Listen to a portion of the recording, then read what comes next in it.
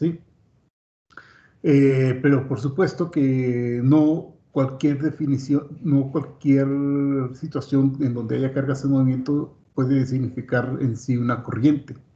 Tiene que cumplirse dos situaciones en específico.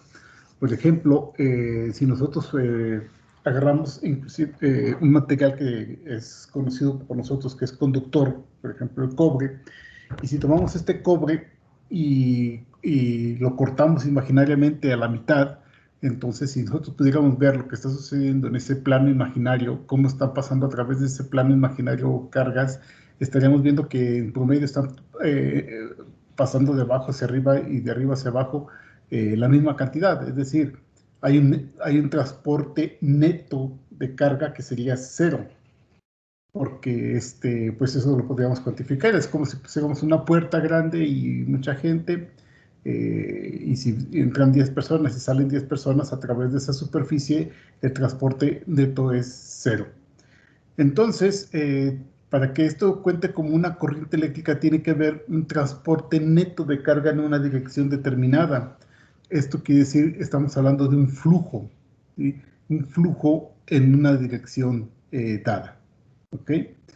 Bueno, pero también hay que tener en cuenta, por ejemplo, que hay una pequeña diferencia con lo que nosotros podríamos considerar que sería un flujo de agua, en donde si tomamos que una manguera, ahí pues se están moviendo moléculas de agua. Y estas moléculas de agua eléctricamente podemos considerarlas neutras, tienen la misma cantidad de carga positiva como negativa, por lo tanto también el transporte neto de carga sería cero. Entonces, cuando nosotros hablamos de una corriente eléctrica, estamos hablando de que existe movimiento de cargas, ¿sí?, en una dirección determinada a través de una superficie. Y a través de esa superficie tiene que haber una cantidad neta de carga. ¿Ok? Por ejemplo, si nosotros tenemos aquí lo que ustedes ven en la imagen que está con A, tenemos un circuito cerrado que puede ser un cable de cobre. Así como tal, pues no hay una carga, perdón, no hay un flujo o no hay una corriente eléctrica neta. Entonces nosotros necesitamos de colocar una batería, provocar un campo eléctrico para que esas cargas, por ejemplo, si son los electrones, pues tiendan a moverse en la dirección de las líneas del campo eléctrico eh, opuestas, perdón, a las líneas del campo eléctrico, porque son electrones y estas tienden a irse hacia lo que sería la fuente del campo eléctrico, que sería el polo positivo. Entonces, nosotros tenemos aquí cuando imponemos un campo eléctrico, estamos imponiendo una corriente, un movimiento neto de cargas, que si nosotros hacemos un corte transversal, por ejemplo, en este conductor, vamos a ver que hay un flujo neto de electrones en una dirección determinada. Y eso es lo que, por definición, sería la corriente eléctrica. La corriente eléctrica se denota con la letra I latina, ¿sí? Entonces, esta es la forma en cómo nosotros vamos a ver lo que es la corriente eléctrica. Bueno, y como acabamos de decir, pues es un movimiento de cargas, y también tenemos que, obviamente, va a durar, no es lo mismo que pasen 10 personas en un segundo, que pasen 100 personas en un segundo a través de una puerta, o 1000 o 1.000.000. Por supuesto que eso va a depender del tiempo también. Entonces tenemos que cuantificar cuántas cargas están pasando a través de una superficie dada por unidad de tiempo. Y eso es lo que sería nuestra definición de lo que es la corriente eléctrica. La corriente eléctrica es un diferencial de carga por un diferencial de tiempo. Es la variación de la carga por unidad de tiempo, si lo queremos ver de esta manera. Entonces, esta sería nuestra definición de carga. Si queremos cuantificar cuánta carga pasa por, por esa sección transversal, por lo que tenemos que hacer es integrar esta ecuación, que sería básicamente la carga neta que pasa a través de la superficie en un intervalo de tiempo. Pues hay que integrar. Ok, sí, pasamos de este lado o cuantificamos en delta de t. Aquí entonces nada más nos quedaría delta de q y aquí sería I delta de t, que sería básicamente esta parte de nuestra ecuación. La parte izquierda pues es la carga que pasa desde tiempo t igual a 0 hasta un tiempo t definido, sería una carga total, y la integral correría desde ese tiempo inicial hasta un tiempo determinado I de t, ¿sí? Entonces,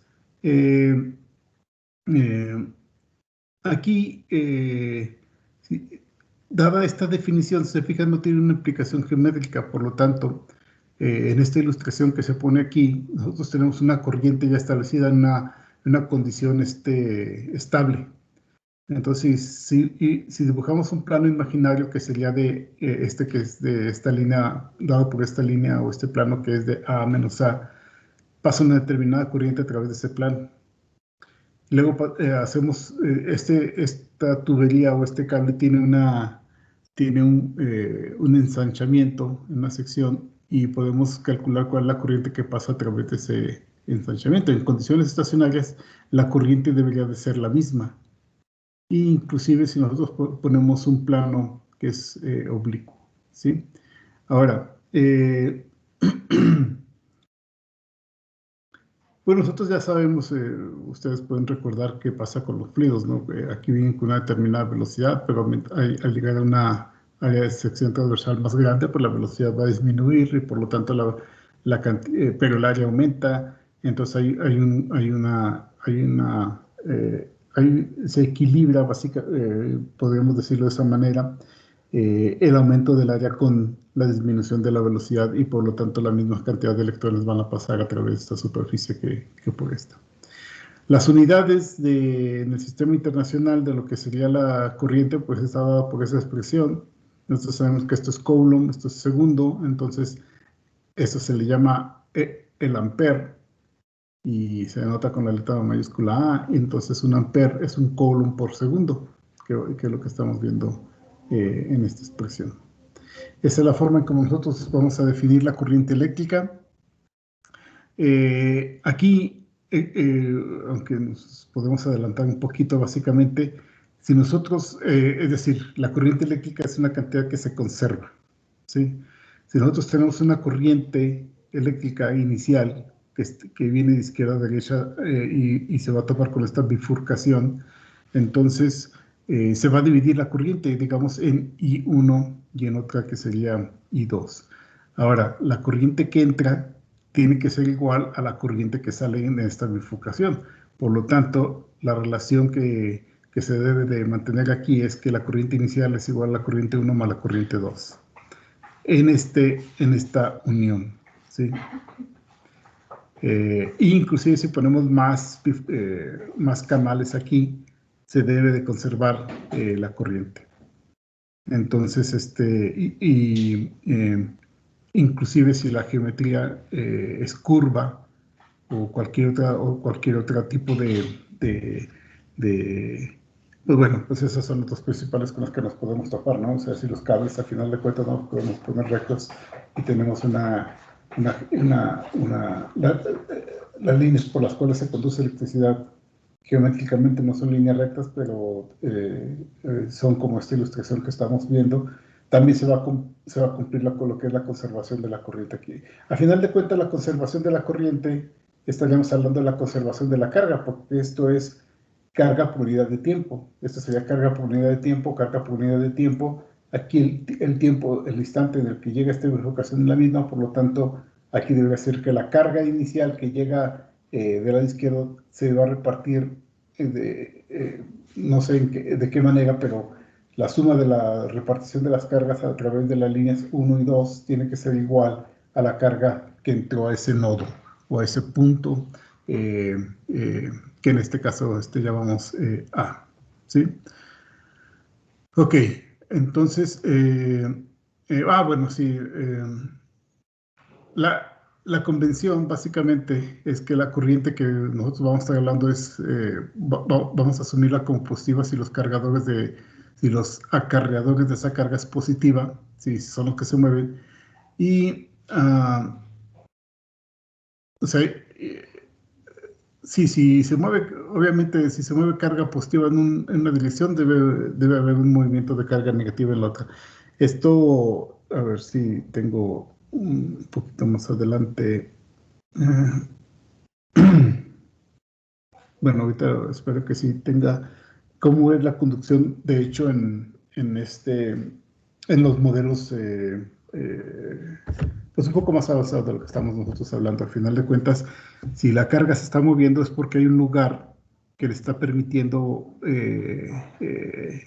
acomodarse, y eso tendría que ser positivo. Entonces, eh, eh, voy a aquí, perdón, siempre... eh, mm,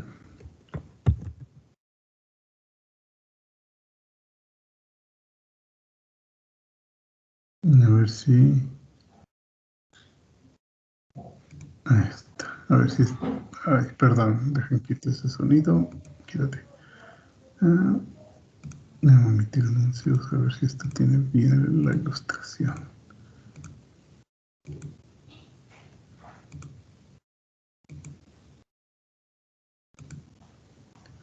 A ver, otro. Quiero ilustrarles la conducción a nivel... cómo se explicaría a nivel cuántico, pero para eso necesitan unos dibujitos, sobre todo un dibujito que quiero encontrar. Ah, aquí, tal vez este. Cómo ocurre en semiconductores.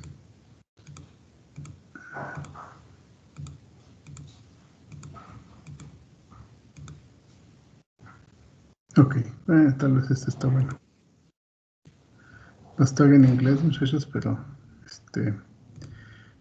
quiero ilustrarles cómo es el modelo de conducción, inclusive en materiales que son eléctricamente no conductores, eh, pero que conducen.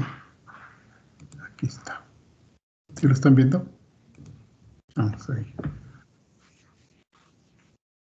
Ay, tiene acento hindú. Es un semiconductor, ¿no? Básicamente.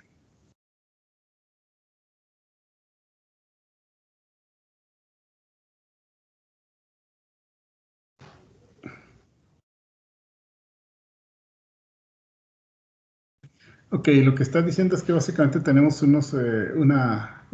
esto es energía básicamente, digamos, en un compuesto.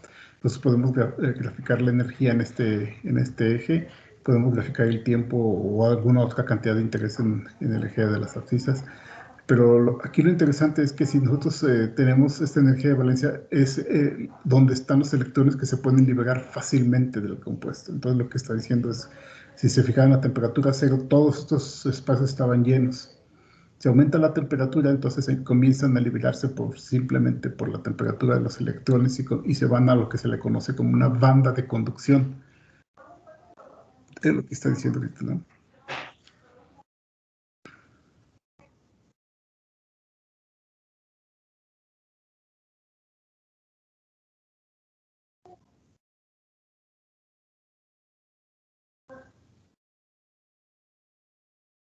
Entonces, básicamente lo que está diciendo es que aquí se produjeron unas vacancias, que se les llama así, pues básicamente son unos hoyos que van a admitir un electrón, básicamente.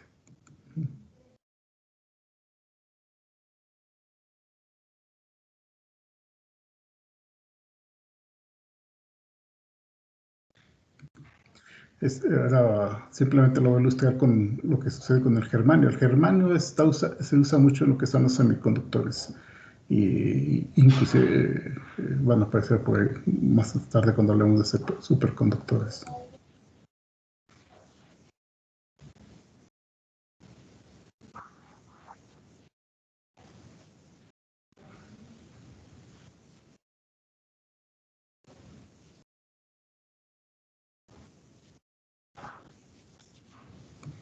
Básicamente está hablando acerca de cómo es el germanio. El germanio tiene 4 electrones en la banda de valencia, que son básicamente los conductores. Y luego si ponemos muchos germanios juntos formando un cristal, básicamente esta es la conformación que vamos a ver. Y esto verde que está aquí ilustra lo que sería un enlace covalente de un par de átomos de germanio.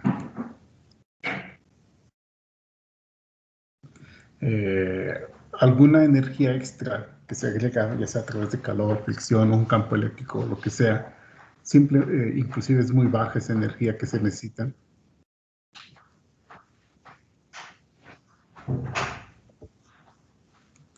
Y eso es suficiente para liberar uno de los electrones en este material.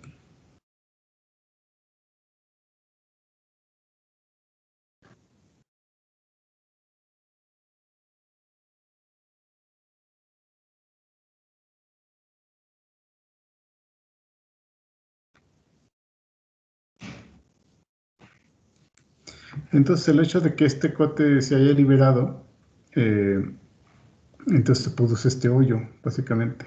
Y otro electrón que esté por ahí, inclusive puede liberarse de esta unión que está y ir a llenar ese hoyo.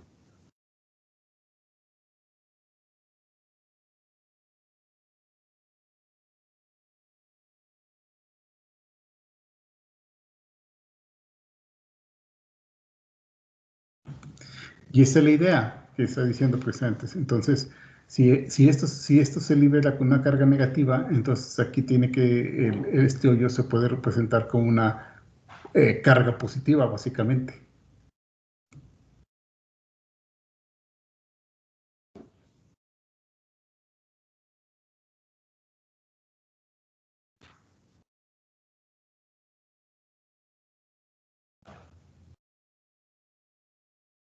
Ah, es todo. No me gustó tanto como me hubiera gustado. Usa silicio, el silicio hace lo mismo y de hecho los materiales que se usan son aleaciones de silicio con germanio. Bueno, es por eso que el silicio se usa mucho para lo que sería la parte de la electrónica actual, ¿no? Bueno, no está, pero bueno, básicamente lo que ilustraba es que cada vez que nosotros nos viéramos o sacamos un electrón de de ese estado y creamos un hoyo, entonces va a comenzar un movimiento de electrones. Y esos electrones que se quedaron ahí libres, el que se quedó libre por ahí, comienza a moverse en la línea en la línea o en el cristal y produce básicamente una corriente. Entonces, ahí se va a ver que los electrones son en una dirección, los hoyos como si estuvieran moviéndose en la dirección opuesta. Bueno, aunado con lo que es la definición normal de corriente, nosotros nos vamos a topar con lo que sería la densidad de corriente. Y la densidad de corriente va a estar dada de tal forma que es la corriente por unidad de área que está atravesando pues la corriente misma. Es decir, por ejemplo, nosotros partimos de esta definición, ¿sí? Ahora, permítanme que ver esto.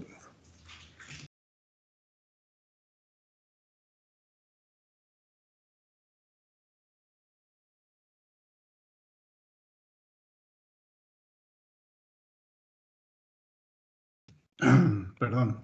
Entonces, ahora vamos a definir lo que es la densidad de corriente, que es la corriente por unidad diaria a través de una sección transversal determinada. Entonces, esta cantidad va a ser una cantidad vectorial y va a tener la misma dirección que es la que tienen los portadores de carga. Va a ser positiva si los portadores de carga son positivos y negativa y la densidad de corriente va a ser pues negativa si los portadores de carga son negativos. Entonces, de esta expresión, si nosotros pasamos J y A del lado izquierdo, podemos obtener la corriente si nosotros sabemos la densidad de corriente. Si la densidad de corriente es uniforme, pues simplemente queda el área y nos quedaría que la corriente es la densidad de corriente por el área. La densidad de corriente y el área son vectores, y entonces aquí se tiene que imponer lo que sería el producto punto para obtener un escalar, dado que la corriente es una cantidad de escalar. Y si en caso de que se tenga una densidad de corriente con una dirección I, J o K determinada, pues entonces hay que hacer el producto punto con el diferencial de área, y ese producto integrarlo para obtener lo que sería la corriente. Entonces, si de esta expresión sabemos que esto es amperes, el área metros cuadrados, entonces la densidad de corriente es amperes por metros cuadrados. ¿Sí? Ahora, esta densidad de corriente, esta sí hay que entenderla bien porque no nos quedaría como el ejemplo que vimos anteriormente acerca de la corriente que pasa a través de diferentes secciones transversales en un conductor. En este caso, la densidad de corriente, pues nosotros podemos recordarlo y hacer el símil con la densidad de corriente que tenemos en los fluidos, ¿sí? Pues básicamente la densidad del flujo, por ejemplo aquí, es mayor la densidad que en esta sección, dado que aquí hubo una disminución de lo que sería el área de sección transversal, y por lo tanto la densidad aumenta. La densidad de las líneas del flujo pues está aumentando, y es la forma en que nosotros podemos visualizar también lo que sería la densidad de corriente eléctrica. Si disminuimos el área y mantenemos las mismas líneas de corriente, pues entonces la densidad va a aumentar, por supuesto. Entonces, esta es la situación similar a la que tuvimos en fluidos que vamos a tener para lo que sería la densidad de corriente eléctrica. Ok, ahora, si nosotros ya nos metemos a analizar lo que sería qué es lo que se está moviendo en lo que sería en un conductor, como quedamos, nosotros podemos ver que los portadores de carga que se están moviendo son los positivos o los negativos. En este caso, si vemos que son los positivos que los que están moviendo, pues podemos analizar un pequeño cable, un conductor, una longitud L, podemos colocar la dirección de la corriente y asociar una velocidad a estos portadores de carga que la vamos a llamar B subíndice D. Velocidad de arrastre, o podemos llamarla, ¿sí? Esa velocidad está asociada, o alguien las tiene que estar empujando o moviendo, y podemos poner el campo eléctrico que está ocasionando ese movimiento de esas cargas. La densidad de flujo va a ser positiva en la dirección precisamente de la velocidad de los portadores de carga. Esos son los tres vectores que nosotros tenemos que tener presente cuando analizamos lo que serían las situaciones de la corriente, y en este caso en un conductor determinado, ¿sí? Entonces, ahora, ¿qué otra cosa tenemos que decir aquí? Sí, bueno, si nosotros tomamos queremos cuantificar este efecto a nivel, pues ya de portadores de carga, a nivel molecular o atómico, entonces tenemos que ver cuántas de estas portadores de carga están atravesando una determinada sección transversal A durante esta longitud L, ¿sí? Todos los números de portadores de carga que existen en esa sección de área transversal A y luego, de hecho, en este volumen L, ¿sí? En esta sección, pues es básicamente el volumen que tenemos aquí por el número de portadores de carga, ¿cierto? Entonces, la carga total que está ahí en esta sección va a ser, pues, la cantidad total de objetos que están ahí por la carga elemental. Esa va a ser la carga total. Y esa carga total la voy a conectar en lo que sería la corriente. Entonces aquí tenemos la carga total, es el número de portadores de carga en el volumen por la carga elemental, dividir, y aquí dice, aplicamos un poco de cinemática, el tiempo que tardan en estar aquí estos objetos, pues es y está en una velocidad v en una longitud L, pues entonces tenemos que la velocidad es igual a la longitud por el tiempo. Si despejamos el tiempo, entonces nos queda la longitud entre la velocidad de arrastre. y esto nos va a quedar, eliminando L, nos va a quedar simplemente como NA, el número de portadores de carga, el área de sección transversal, la carga elemental y la velocidad a la que llevan. Esto nos va a dar la corriente, ¿sí? O si sabemos la corriente, la podemos medir experimentalmente, podemos conocer la velocidad a la cual se están moviendo esos objetos. Sí conocemos el número total de ellos, el área de sección transversal, ¿no? Ahora, corriente por unidad de área es la densidad. Por lo tanto, aquí también podemos escribir esta ecuación. Podemos escribirlo en términos de la densidad de corriente eléctrica, y la velocidad de arrastre va a ser la densidad de corriente eléctrica entre el número de electrones por E. ¿Sí? Y de esta ecuación que está aquí, entonces vamos a despejar la densidad de corriente y la vamos a escribir en forma vectorial, porque al final de cuentas la velocidad es un vector, y nos vamos a quedar que la densidad de corriente a nivel, pues, portadores de carga está regida por esta ecuación. Número de portadores de carga, la velocidad de arrastre. Esa es otra de las expresiones a las cuales tenemos que recordarnos. ¿Hay preguntas hasta aquí, muchachos?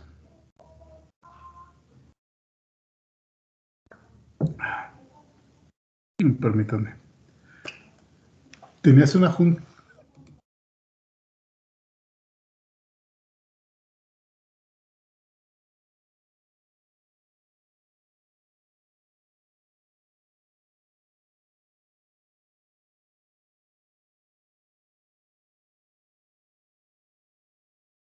Y eso de la junta me recuerda que tengo que preguntarles algo. Vamos a hacer un pequeño break aquí. ¿Están todos? ¿Están todos o está la mayoría? No, veo 6. Ahí está. Oh, no. No, Carla, chistosa. Eso me cansa. ¿Cómo quito eso? Pues estamos algunos, profe. Está la mayoría, ¿no? Sí, creo que sí. ¿Cómo quito ese double mode? ¿Cómo así? ¿Cómo hice para ponerlo? Ah, ya. A ver, pues si quieren activen sus cámaras porque tenemos que platicar. Tenemos que decidir cuántos de ustedes, primero, todos están aquí en San Luis. Si mal recuerdo, solo 2 compañeros no estaban aquí, pero no estoy muy seguro. ¿Y están en este curso? Sí. Sí. ¿Quiénes son? ¿Están aquí? Porque vamos a tomar una decisión de si quieren regresar, si quieren que ya tengamos las clases en el pizarrón y todo, los exámenes y todo. Ah, Salvador, tú estás fuera, ¿verdad?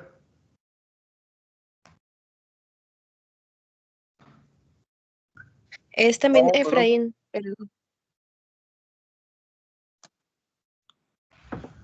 Entonces, a ver, levanten su mano, ya saben levantar la mano aquí, los que quieran ya tener clases presenciales. Ok, ok. Uy, es que, ¿cómo le hago para...? ¿Cómo le hago acá se ven todos, perfecto. Están votando.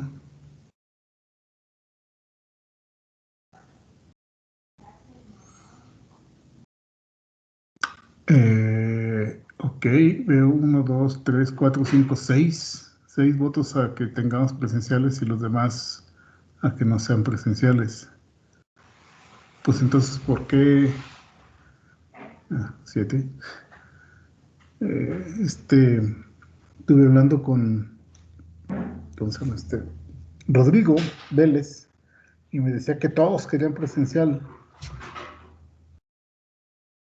bueno, es que algunos se fueron a vacunar hoy, profe. No sé si... Pero están casi conectados todos, ¿no? Por ejemplo, no, o sea, los que estoy viendo que están en contra es Andrea, Areli, Dante, David, Denny, Miriam, Olga y Salvador. Entonces, pues para mí eso es casi Bueno, 1, 2, 3, 4, 5, 6. Hay 7, 8, 9.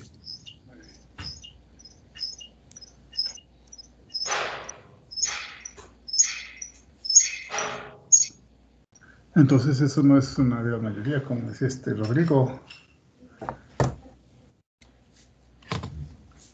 ¿O no están aquí? Andrea, ¿estás aquí?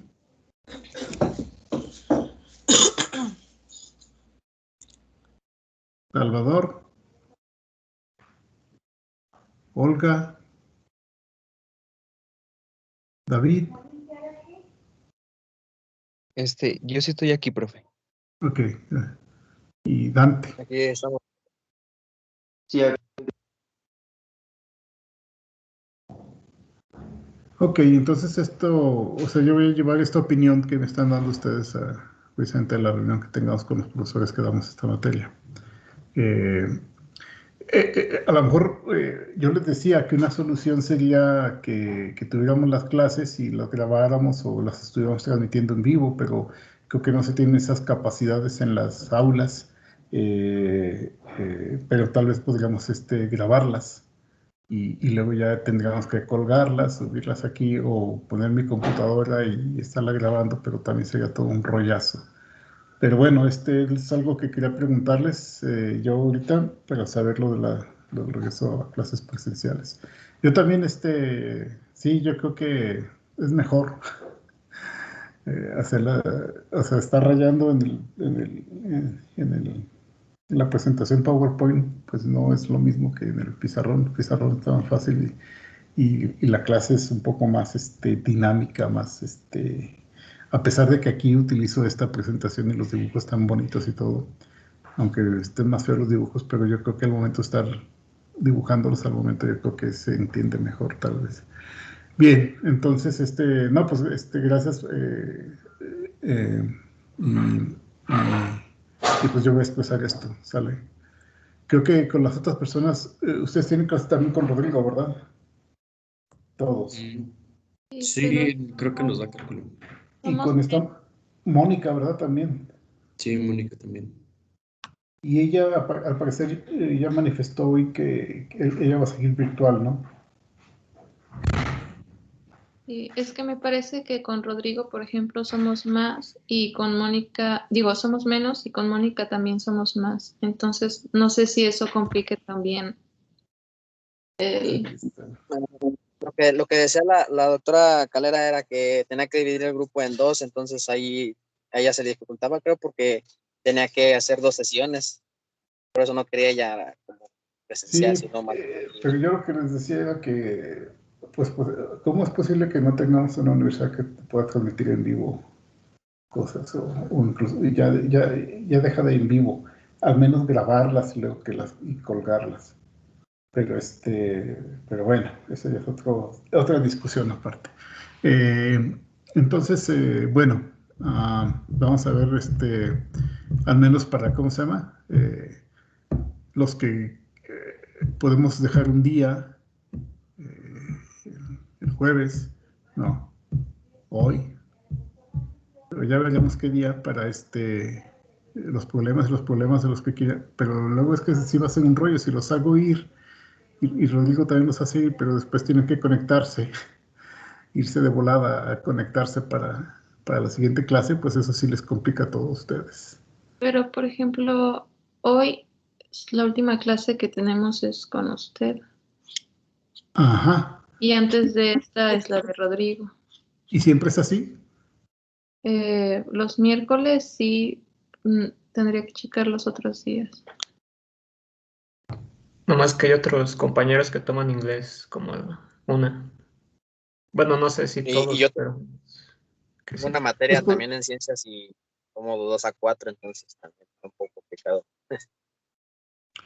Pues sí, podemos hacer un cáliz, a lo mejor Rodrigo y yo hacemos un cáliz un miércoles y para ver cómo queda y si es un desorden, pues ya mejor le paramos y si funciona, pues le seguimos. Eso es lo que yo he estado hablando con él.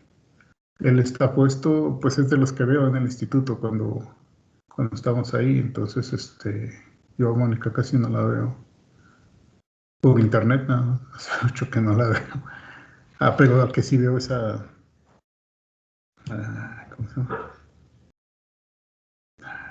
¿Cómo se llama esta cuenta? Bueno, los otros biólogos. Ok, bueno, después de ese break, vamos a seguir con tratar de tener algunas sesiones presenciales y grabarlas o transmitirlas en vivo. Vamos a tratar de tomarnos unos días para resolver esa situación, cosa que la universidad debe de haber tomado una iniciativa y haber puesto clases, digo, aulas virtuales así, ya de modernas, modernizarlas. Caray, no les he compartido, después estoy hablando y ahí voy para allá. Presentación. Ok, entonces, esta sería la visión de lo que sería la densidad de corriente. Si existe corriente, hay algo que se opone a la corriente. Y este es un asunto filosófico, esto no solamente en los aspectos físicos, científicos. Si existe una corriente, siempre hay alguien que se opone a esa corriente. Si existe una cuarta transformación, hay alguien que se opone a una cuarta transformación. Si existe el neoliberalismo, hay alguien que se opone al neoliberalismo. Se fijan, ese es en todos los aspectos de la vida, y eso se le llama resistencia.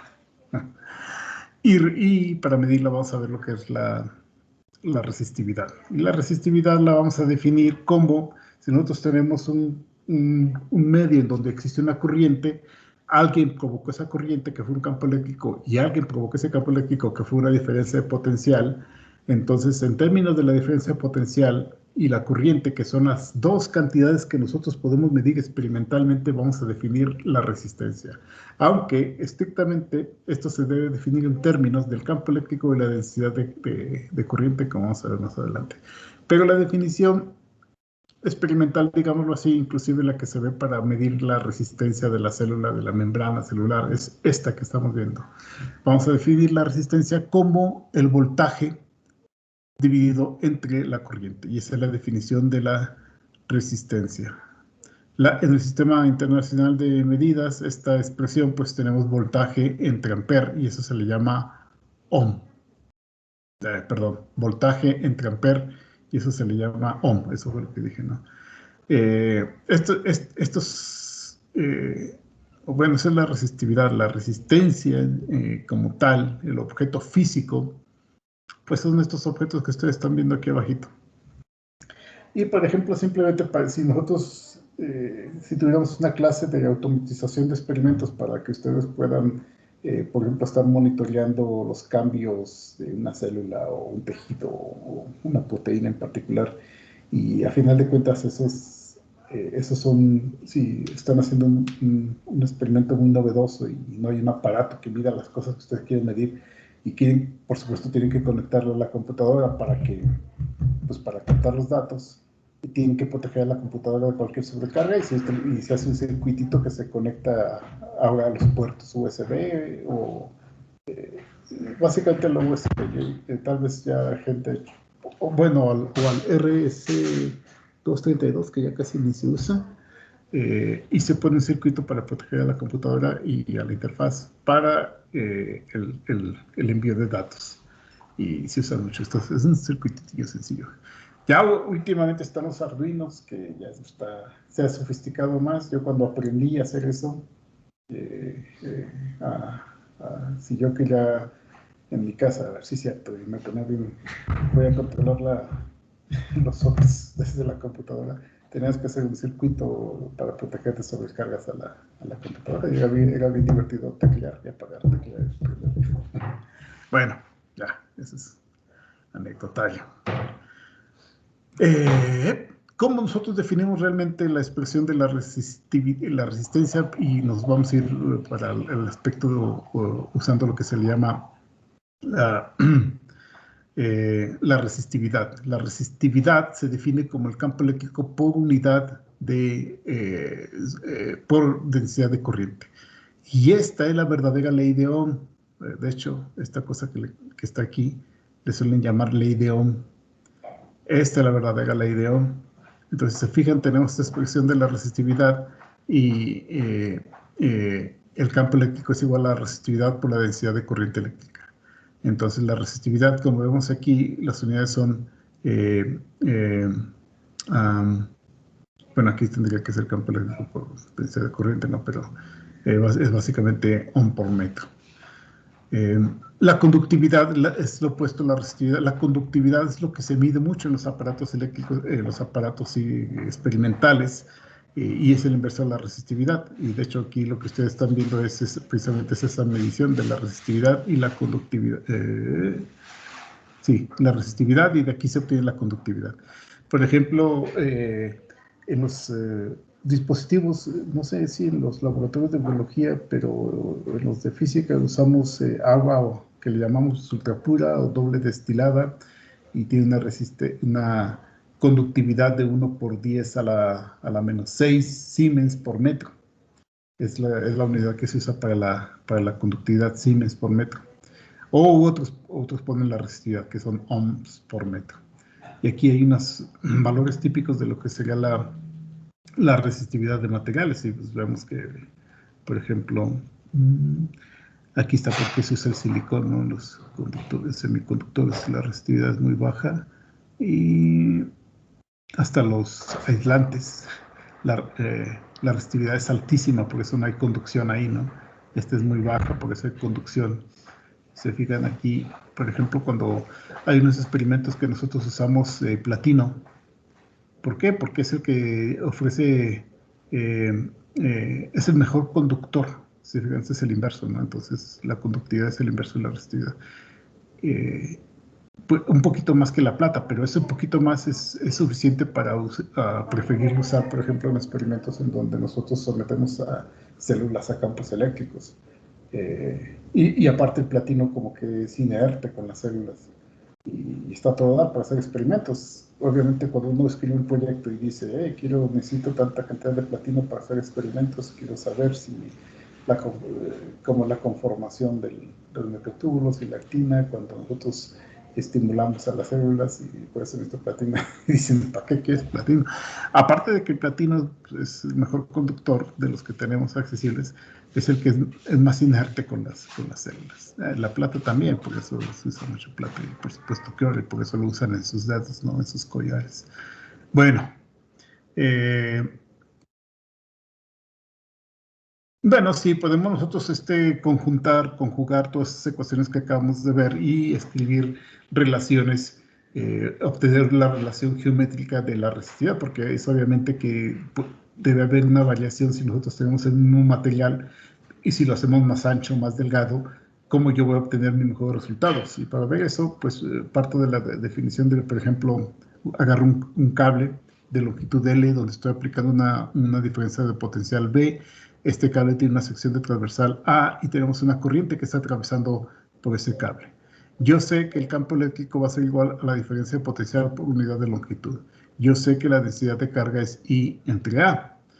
Acabamos de ver que la resistividad es el campo eléctrico entre J, por definición. Entonces simplemente escribo estas expresiones aquí y me voy a quedar con al momento,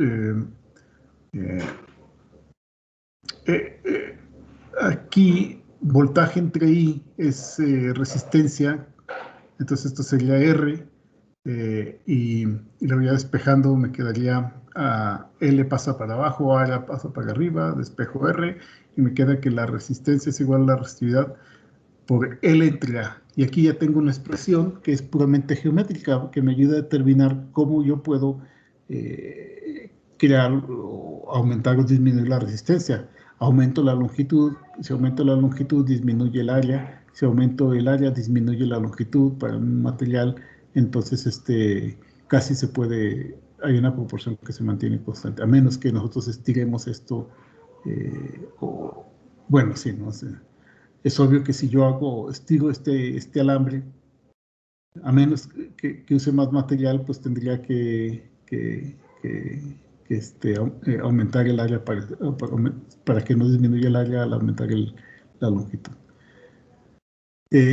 Bueno, si nosotros hacemos una gráfica de cómo es la resistividad con respecto a la temperatura, que es otro aspecto importante en los materiales, como todos los materiales que están aquí, se fijan, la temperatura ha quedado afuera, pero si yo, ¿de qué ecuación? Aquí en esta. Si yo aumento o disminuyo la temperatura también va a ser un factor muy importante. ¿Se fijaron? Recuerdan que si estamos a T igual a 0, ¿qué es T igual a 0? ¿Se acuerdan?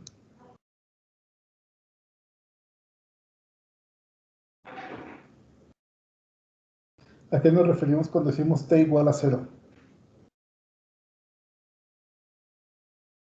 Un momento. Me dijeron que varios de ustedes se fueron a vacunar. Sí, uno se fueron a vacunar. ¿Y a ustedes ya les tocó? ¿Ustedes ya se fueron a vacunar? ¿O ya tienen el esquema completo? Sí, a mí me tocó el lunes la segunda dosis. ¿De casualidad qué es? ¿Es Astra o es Astra. Ajá. Pues está todo dar. Para los que quieran viajar, yo tengo un problema ahorita. Quería ir pues ya que todo se está normalizando, quería ir al Biophysical Meeting, que es en Estados Unidos, y vi mi visa, y mi visa se vence el mes que entra, y dije, bueno, voy a renovarla. Fui a sacar mi pasaporte, que también se estaba venciendo, y luego para estar sacando la cita para la visa, me di cuenta que, de hecho, el Congreso mandó una nota que solamente aquellos que estén vacunados con Pfizer, AstraZeneca, Moderna, Johnson, ya es válido como una forma de demostrar que estás vacunado y puedes ingresar. Si no tienes esas vacunas, no puedes. Y a nosotros los pasajeros nos pusieron la cancina. Entonces estoy en una bronca ahí. O no viajo en todo el año que entra, o tengo que buscar la forma de vacunarme con esas. Y qué bueno, pues que usted las pusieron esas sí las reconocen. Entonces está todo dar. Bueno, y eso que me están diciendo que hasta ahorita me cayó en la cabeza de que están yendo a vacunar, apenas están en la segunda dosis, entonces apenas tienen el esquema completo. Pues al menos hay que dejar pasar una semana o casi 2 para que tengan las defensas ya activas y podamos estar todos contentos y felices ahí. Bueno, les decía de la temperatura, que esté igual a 0.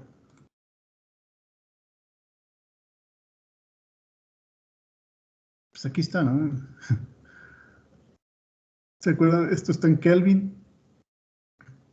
Pues T igual a 0 equivale a 200. Perdón. ¿A qué equivale? ¿En Celsius?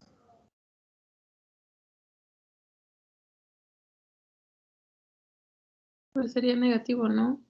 No, Menos 270 y qué. 73.15 o 70. Ajá. Punto. Ajá. Sí, y esa es la temperatura en la que nosotros esperamos que todos esos electrones de valencia estén en sus vacancias, es decir, estén ocupando los lugares que pueden dejar libres. Y luego se aumenta la temperatura, empiezan a soltarse y empiezan a conducir. Y si empieza a conducir, pues obviamente empieza a medirse la resistividad del material. Y una de las cosas interesantes acerca de la resistividad y que ocupa toda un área de investigación y mucha gente y que lo logre, bueno, han estado bajando perdón, primero vamos a hablar de esta gráfica. Entonces se está viendo que conforme se aumentaba la temperatura, se aumentaba la resistencia, y si nos vamos nosotros a la temperatura que nosotros estamos a nivel ambiente, estamos aquí, pues aquí está el punto negro, y aquí está la línea en donde pues estamos, digamos, esta es la temperatura ambiente. Y si aumentamos más la temperatura de 30, 40, 50, 60, 100 grados, aumenta mucho la resistencia de la oposición a conducir. Entonces, ¿esto para qué es? Esto es para el cobre. Esto sucede con el cobre, entonces ya tiene una resistencia pues, grande. Si nos pasamos a otros materiales y otras aleaciones, empiezan a bajar, sí, empiezan a bajar, vienen hacia acá. Y va a subir, pero todos están en una línea aquí alrededor de donde está esta curva del cobre. Entonces, ese era el límite que se tenía. Entonces, la idea esencial era, podemos nosotros reducir la resistividad de los materiales de tal forma que la conducción sea pues, mucho mejor, más eficiente, Y al hacer la conducción más eficiente, entonces nosotros necesitamos una diferencia de potencial más pequeña para generar una conducción. Y si necesitamos una diferencia de potencial más pequeña, necesitamos menos trabajo para hacer que conduzca electricidad. Y si reducimos el trabajo que hace hacer, entonces prácticamente tenemos energía ilimitada.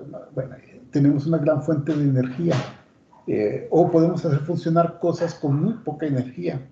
Y por eso todo el mundo se lanzó a buscar lo que es la superconductividad, que consiste en lograr que los materiales conduzcan casi perfectamente los portadores de carga a temperatura ambiente, que sería lo ideal. Ahorita hay superconductores que yo cuando era estudiante esto todavía estaba cerca del cero absoluto. Y hoy en día creo que está en 73 menos 73 Kelvin, ¿no? Algo así. Se ha ido mejorando mucho y son materiales bien exóticos, con estructuras bien raras y todo eso. Y todo el mundo quiere tirarle a lo que es la superconductividad. Ok. Profe, una pregunta. Sí. Bueno, sabemos que para que sean superconductores tienen que tener como ciertas características. Uh-huh. Y había visto algunos metaloides que también son muy, muy útiles, ¿no? Por esta característica. Pero, aparte de sólidos, sé que se está buscando aprovechar de manera rápidas y mayores esta energía eléctrica, ¿no? Pero solamente en sólidos se encuentran este tipo de características. O sea, puede que suene muy descabellado, pero los gases no pueden presentar estas propiedades. Pueden presentar esas propiedades, pero después viene el problema de cómo los controlas, ¿no? Un gas. De hecho, de los sólidos que tú dices, yo recuerdo, sí, no estoy al día en cómo está lo de la superconductividad, pero me recuerdo que muchos de los que estaban tops antes eran sólidos amorfos, es decir, sólidos que ya no eran cristalinos así, sino sólidos que estaban todos acomodados en sus estructuras atómicas. También sé de ciertas condiciones para los ¿cómo se llaman estos? Fluidos iónicos, que también tienen ciertas características de superconductividad. Al grafeno le han encontrado ciertas características de superconductividad. Y sí, cada día al boreno que acaba de salir, ¿no? Hay varios materiales. El hecho de que se busque que estén sólidos es pues porque se pueden manipular, ¿cierto? No estoy seguro si gas, plasma y superconductividad. Esa es una buena pregunta, sí, que porque no viene ahorita a mi cabeza. Porque esto vendría del... No, pero el Tomahawk, ese funciona bajo otro principio, ¿no? Gases. No sé, oye, a ver. Vamos a ver, a contestar. Porque de líquidos, perdón, había escuchado del fierro fluido, ¿no? Que con ciertos golpes podrían generar electricidad eléctrica, que se usaba pues en nuevos modelos de carro, prototipos, que en vez de tener estas como pilas, usaban el trabajo y el líquido, pero pues como usted dice, no sé qué tan estable puede ser esta energía. O sea, qué tanto tiene que rozar. Hay un artículo de unos científicos del laboratorio, ya lo había visto estas iniciales, JILA, que al parecer encontraron que ciertas características de superconductividad cuando enfrían gases súper fríos, ya cuando están con el condensado de Bose-Einstein, que es el área de átomos fríos, de ultra fríos que desarrolla Eduardo y Franco, ¿no? Ahí en el instituto, ahí tienen todo el laboratorio de átomos fríos. No sé si están muy interesados en buscar estas temperaturas críticas para lo que es la superconductividad o no, pero al parecer un grupo de ese... aquí está, es el Instituto Nacional de Estándares y Tecnología, que está en Estados Unidos, que encontraron superconductividad cuando enfrían gases. Y luego hay otros que se fueron, también son cosas bien exóticas, ¿no? Ahí te va el nombre. en un gas bipolarón no ideal, que es Bose-Einstein. Pero este es teórico. Sí, este es teórico. No, bueno, sí, teóricamente, pues, muchas cosas, ¿no? Pero bueno, ahí está otro ejemplo de un gas que encontraron que podrían tener superconductividad. Pero pues otra vez nos vamos al tema, ¿no? De que son átomos superfríos y superfríos nos estamos refiriendo que se van a 10 a la menos 6, al menos a 10 a la menos 6 Kelvin, que es la última tesis que vi de este grupo de ahí, de nuestro instituto. Pues esto es muy frío. Entonces, sí, sucede. Respondiendo a la pregunta, sí sucede, pero también yo lo que veo el aspecto con los gases es la practicidad de tratar de confinar el gas para utilizarlo tecnológicamente, ¿no? O en un avance que sea un verdadero breakthrough de la humanidad. Porque sí sería todo un avance gigantesco al bienestar de la humanidad, ¿no? Sacar superconductores a temperatura ambiente. Pues imagínate, no pagaríamos, se reduciría mucho el precio de los energéticos, que es la gran crisis que se aproxima, ¿no? Que antier que estábamos hablando acerca del litio, que ya hablé con Pedro y me dice que se usa en el ánodo el grafeno. El litio se usa con sales en el electrolito y en el cátodo. Entonces, y se están trabajando, pero me dicen, olvídate del litio, el litio ya se sabe que funciona y ahorita ya eso ya es cosa política y tal vez haya guerras por controlar litio porque pues se va a acabar y es algo que no se renueva. Pero que con el grupo francés que le digo que está, de hecho me estuve platicando de lo que estaban trabajando, es ya tratar de determinar, porque usar otro alcalino sería el sodio, y el sodio es abundante, es más abundante en la Tierra, y más importante es que se usa y se vuelve a renovar el sodio. Entonces dicen, es más conveniente. Pero también platicando con químicos me decían que el sodio es altamente explosivo. Pero pues decía, pues la gasolina es altamente explosiva, los carros de hidrógeno son altamente explosivos.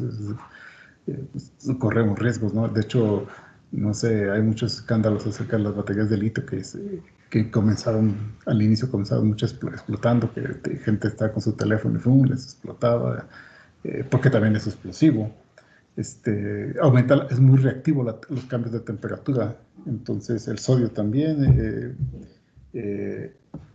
y están trabajando, ya se fueron mejor a trabajar sobre el sodio porque dicen que esa va a ser otra revolución.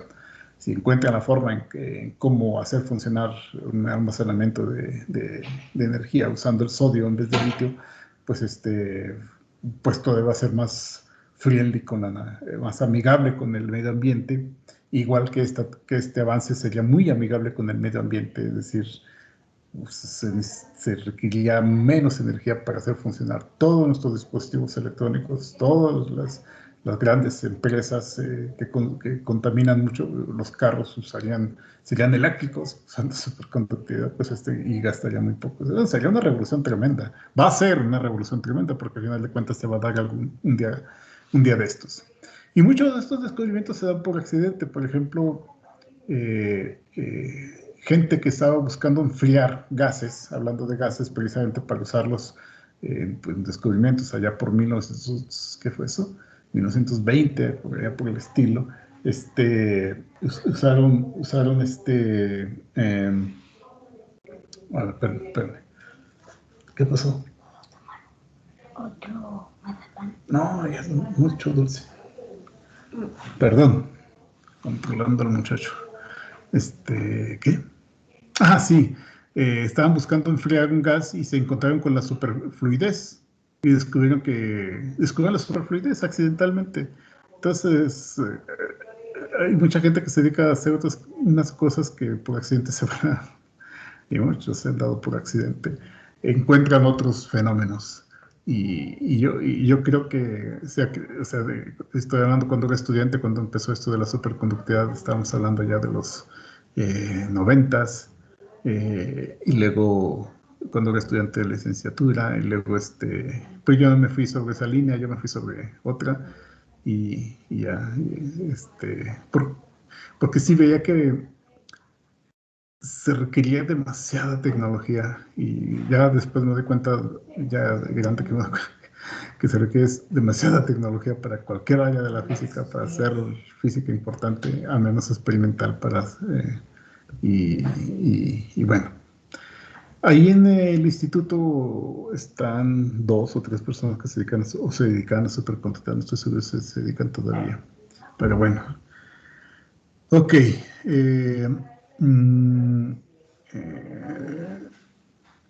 Ok, la ley de Ohm. La ley de Ohm es básicamente lo que acabamos de ver nosotros matemáticamente, que la resistencia es igual al voltaje entre la corriente, y, o bueno, podemos, en palabras, sería la corriente que pasa a través de algún dispositivo es directamente proporcional a la diferencia potencial que se aplica a ese dispositivo.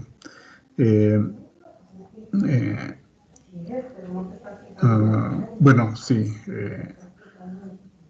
Los objetos que obedecen la ley de Ohm son aparatos en donde sí tenemos que poner que la resistencia es independiente de la forma en cómo nosotros aplicamos el voltaje, si no tendría que ser función de ya no y ya sería dependiente, y no sería independiente como nosotros lo pusimos en nuestra ecuación, que está la práctica, que sería está acá arriba, ¿no? O sea, si la diferencia de potencial es básica, también depende de la corriente, entonces esto ya no serían variables independientes y ya nos meteríamos en un problema. Y finalmente, que la resistividad del material es independiente de la magnitud de la dirección y del campo eléctrico aplicado. Bueno, sí, o sea, si nosotros nos ponemos estrictos, el campo eléctrico no va a ser completamente paralelo a la línea de conducción, sino que puede haber ahí pequeñas imperfecciones, pero al final de cuentas se va a lograr a cabo la conducción, que es lo que se grafica aquí. Bien.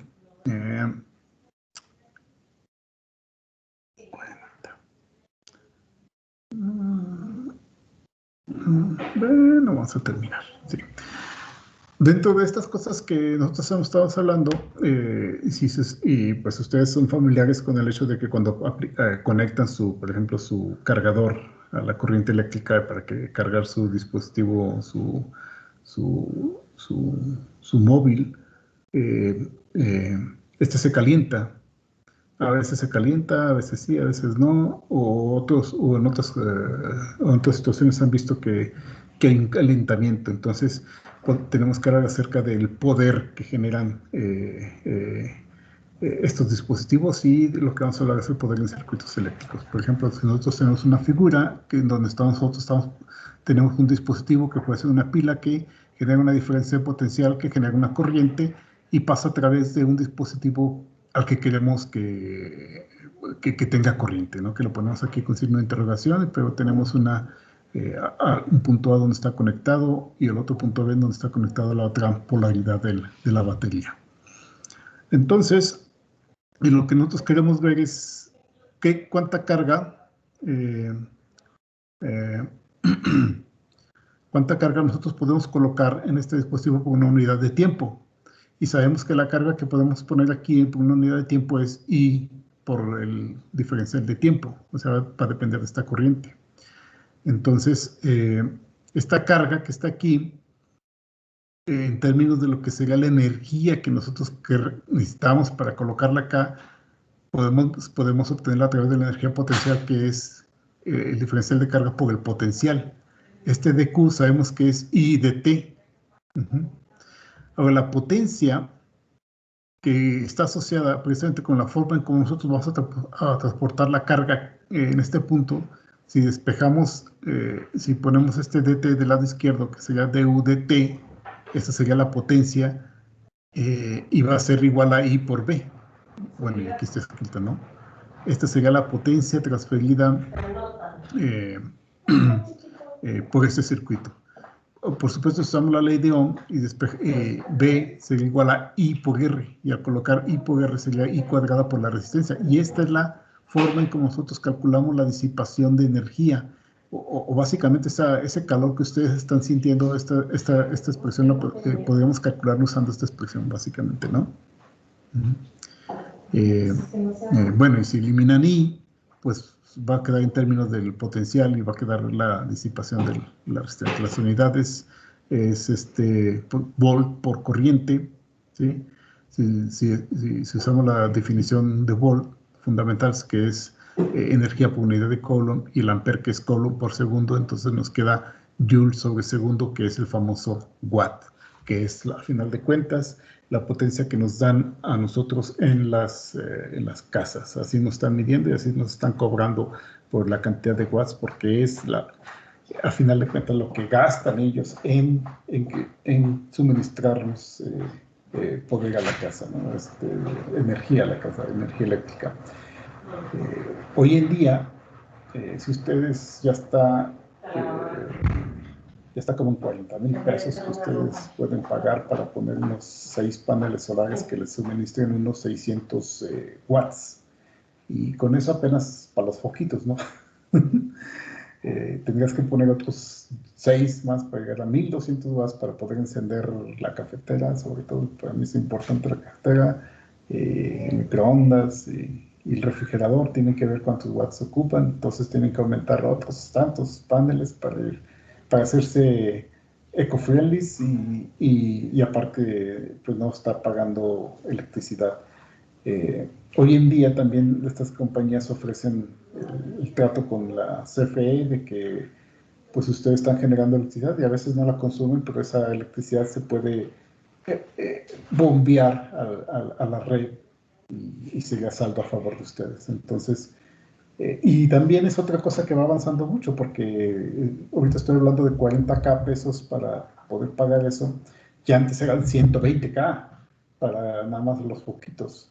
Entonces la gente muy rica, porque hacía cuentas, ustedes pueden hacer cuentas, 40,000 pesos, ¿cuánto sale al mes la luz que estén pagando? Ya depende de cada familia, y en cuántos años recuperan la inversión de las celdas fotovoltaicas o de las celdas solares. Y ver la conveniencia de usarlo eso. La conveniencia es que, pues, no, sí, es que pues, ahora hay que hacer cuentas. Fíjense en su pago de luz, de la nota, y cuántos watts echan al mes, y cuántos watts pueden ustedes obtener con los paneles solares, y ver en cuánto tiempo recuperan esa inversión, y ya hasta salen ganando, ¿no? Porque esos paneles solares también, la tecnología hasta el momento es que duran al menos unos 30 años. En eso va. Bueno, ya de los semiconductores ya hablamos, y de los superconductores, ¿no? También. Bueno, nos vimos un video de superconductividad que está muy bonito, que hoy en día, pues, si nos lo proponemos, podemos ir ahí a un laboratorio y hacerle evitar cosas usando el principio de la superconductividad, que es ¿cómo se llama este efecto? Messier effect, sí, que hace flotar a los objetos, ¿no? Aquí. Bueno, por hoy le dejamos aquí, y la siguiente clase ya es hacer ejercicios de estos dos temas que hemos visto, que es capacitancia y resistencia. ¿Hay alguna duda o pregunta? Y vamos a estar, ahí les voy a estar platicando el día de esto de presenciales para los que gusten, y por supuesto que no vamos a dejar desamparados a los que no quieran, ¿no? O sea, no están obligados. Y esto simplemente para, pues es que hay mucha gente que siente más a gusto en clase y a lo mejor aprenden más, a lo mejor, pues sí, estamos acostumbrados a eso, y bueno, para ver si se hace. ¿Dudas, preguntas? Yo, doctor, disculpe, y por ejemplo, en caso de que algunos de nosotros sigamos en línea, ¿nos transmitirían la clase o se grabaría? Sí, veríamos la forma de transmitirlo, grabarla y que la vean, ¿no? En principio yo, si las presenciales quería, sería de resolver problemas. Y luego tenemos que ver que se filmen bien, que se graben bien, que se suban bien, y que todo esté bien antes de hacerlo, ¿no? Vamos a hacer unos experimentos antes. Ah, ok. Es que, por ejemplo, bueno, en mi caso yo trabajo, entonces sí estoy en clase, pero también llego todavía a ver mejor la clase, porque pues, por si se me pasa algo o X, porque básicamente estoy casi en dos cosas a la vez. Who's speaking? A Daniela Michel. Ah, ok. Sí, Daniela, no hay ningún problema. O sea, no se trata, aquí se trata de tratamos de que el hecho de que vayamos al salón es porque creemos muchos que somos mejores en el salón que en la computadora. Entonces, por eso queremos hacerlo ya presencial, ¿no? Y eso implica, pues, formarlos mejor. Entonces, pero no es forzarlos, o sea, no queremos que se tome así. Y en caso de que se haga, pues sí, suministrar todo el material y las facilidades para las personas que no puedan asistir. Es que también, o sea, también está en el sentido de muchos profesores, ¿no? Que adaptaron sus calendarios, no solo, por ejemplo, a mí me perjudica mucho el horario que me pusieron para estar llevando a mi hijo a clases. Pues sí tengo que ver, tendrá que modificar cosas y bueno, estoy poniéndome como ejemplo, porque hay muchos profesores que están en esa situación, ¿no? Muchos ya se adaptaron, ya se acomodaron y otros tenemos que hacerlo. Pero no se trata se trata de buscar la forma en beneficiarnos todos, ¿sale? Muy bien, pues entonces nos vemos el jueves, muchachos, ¿sale? Sí, gracias. Dale, pues, hasta luego, muchachos. Gracias. Hasta luego, profe. Gracias, profe. Hasta luego. Hasta luego. Gracias, profe, nos vemos.